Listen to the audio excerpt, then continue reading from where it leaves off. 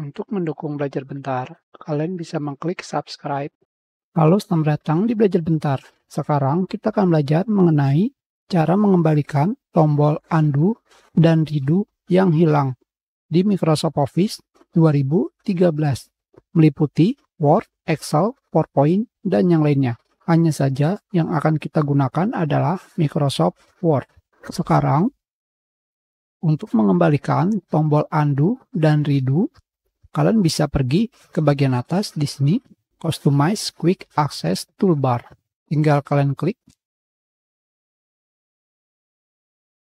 undo dan redo.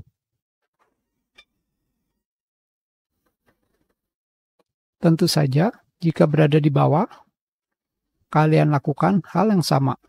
Sekarang, ada cara lainnya, yaitu kalian bisa pergi ke File, Option, Quick Access Toolbar. Dari sini, kita hilangkan seperti ini. Dan kembali di bagian kanan, kalian cari undo dan redo. Kalian pilih Add. Hanya seperti ini saja. Tentu saja, kalian juga bisa merubah letaknya. Seperti ini.